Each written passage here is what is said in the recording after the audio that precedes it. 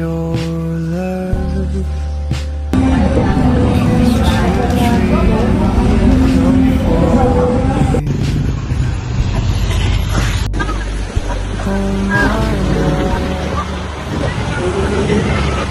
Selamat siang semuanya. Kita berada di Taman Flora dan kita bersama kelompok Bahari. Bahagia Setiap hari. Perkenalkan, nama saya Raffi Ahmad Irawan dengan NIM 166241084, Prodi Teknik Elektro. Perkenalkan, nama saya Ahmad Faisal Nabi, biasa dipanggil Faiz, dari Prodi Kedokteran dengan NIM 111241318. Perkenalkan, nama saya Ruli Khalis Rafi dari S1 Ekonomi Islam dengan NIM 144241160. Perkenalkan, nama saya Muhammad Kaidan Imaduddin dengan NIM 142241120 asal Prodi S1 Manajemen.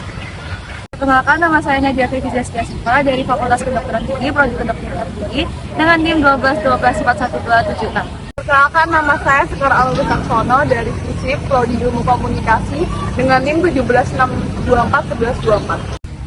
Halo, perkenalkan, saya Ira dari Fakultas Perikanan dan Kelautan, Prodi Aquacultur dengan NIM 146241032. Berdasarkan data SKI 2023, 18,4% anak usia 10-14 tahun di Indonesia adalah perokok aktif. Sementara itu, kelompok usia 15-19 tahun merupakan kelompok perokok terbanyak dengan persentase 56,5%. Sampai Bapak itu merokok sudah 12 tahun nih. Apa yang Bapak rasakan ketika Bapak itu bisa merokok? Kayak apa ya, ada kepuasan Kenikmatan. kalau kita ada rokok mulut kayak Sepok. Oh, iya. Terima kasih Pak. sendiri. Oke, kalau dari Bapak sendiri nih, ada nggak misalnya nih Bapak berada di satu lingkungan yang memang di situ dilarang merokok. Bapak itu orang yang berada di pihak menghormati atau ya wes lah Pak gitu. Kalau memang di lingkungan tidak boleh merokok, saya tidak rokok, saya ganti. Oke. Saya ganti ke permen yang kira-kira bisa menyamakan. Oh, berarti dengan permen itu adalah sebuah solusi Bapak. Bagaimana caranya tidak ngerasa?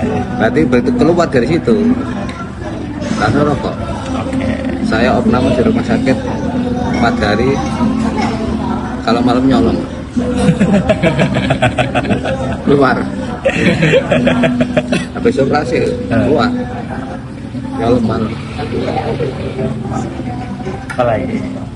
Kira-kira ada yang perlu bertanya gitu? Saya sebutan lah. Makasih Pak. Saya perkenalkan nama Mbak Yati. Nama saya Gita. Ya, dari Surabaya. Surabaya. Oke, ada beberapa pertanyaan Mbak terkait penelitian rokok yang mempengaruhi kelestarian lingkungan. Ada satu pertanyaan dari saya. Mungkin menurut Mbak, apa komentar Mbak dari sekitar lingkungan Mbak sendiri itu apa? Misalnya Mbak sendiri itu ada berada di lingkungan yang satu lingkungan itu, dan itu sekitarnya oleh orang-orang yang merokok. Apakah dari Mbak sendiri itu merasa terganggu, dan itu bagaimana pendapat? Kalau misalkan saya tahu di sekeliling saya itu lagi merokok, itu pasti saya pergi, karena itu sangat mengganggu. Karena sebelum saya ada di lingkungan itu, pasti saya lihat dulu di situ ada yang merokok atau tidak. Karena pribadi saya sendiri, saya nggak suka sama orang yang merokok, jadi saya pasti milih tempat yang nggak ada orang yang merokok gitu. Jadi, karena itu sangat mengganggu.